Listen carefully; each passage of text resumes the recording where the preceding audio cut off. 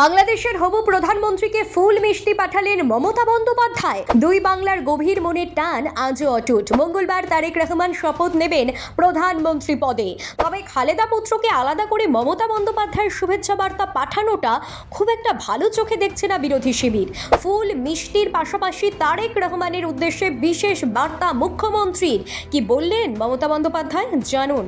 বিএনপির চেয়ারম্যান বাংলাদেশের হবু প্রধানমন্ত্রী তারেক রহমান।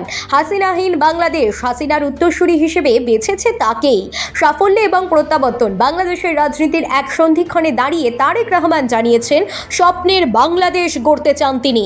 মঙ্গলবার সে দেশের পরবর্তী প্রধানমন্ত্রী পদে শপথ গ্রহণ করবেন তারেক রহমান। তার জন্য এপার থেকে শুভেচ্ছা বার্তার পর গেল ফুল মিষ্টি। বাংলাদেশের সংবাদ মাধ্যম প্রথম আলো সূত্রে জানা গেছে, বাংলার মুখ্যমন্ত্রী মমতা বন্দ্যোপাধ্যায় তারেক রহমানের জন্য ফুল এবং মিষ্টি পাঠিয়েছেন। বাংলার শাসক দল তৃণমূল কংগ্রেস সূত্রেও খবর কিন্তু এমনটাই। সূত্রের খবর, তারেক রহমানের জন্য শনিবার সন্ধেবেলায় ফুল মিষ্টি পৌঁছেছে পদ্মাপাড়ে। বিএনপির মিডিয়া সেলের সদস্য আতিকুর রহমান গুলশানের দলীয় কার্যালয়ে ফুল মিষ্টি গ্রহণ করেছেন বলে জানা গিয়েছে স্থানীয় সংবাদ মাধ্যম সূত্রে। এর আগে শুক্রবার তারেক রহমানকে জয়ের শুভেচ্ছা বার্তা পাঠিয়েছিলেন মমতা বন্দ্যোপাধ্যায়।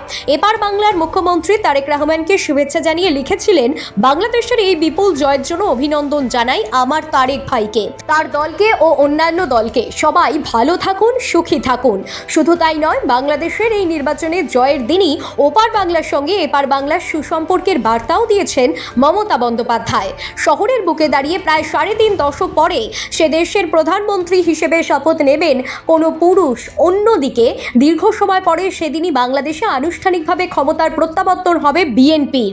সূত্রের খবর, বাংলাদেশ সংসদ ভবনের দক্ষিণ প্লাজায় অনুষ্ঠিত হবে এই শপথ গ্রহণ অনুষ্ঠান। প্রধান নির্বাচন কমিশনার এএমএম নাসির উদ্দিন তারেক রহমানকে শপথ পাঠ করাবেন।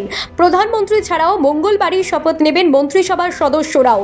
সূত্রের খবর, তারেকের শপথ গ্রহণ অনুষ্ঠানে আমন্ত্রণ জানানো হয়েছে ভারতের প্রধানমন্ত্রী নরেন্দ্র মোদীকে। একই সঙ্গে পাকিস্তান, চীন সহ মোট 13টি দেশকেও আমন্ত্রণ জানিয়েছে বাংলাদেশ। সূত্রের খবর তেমনটাই।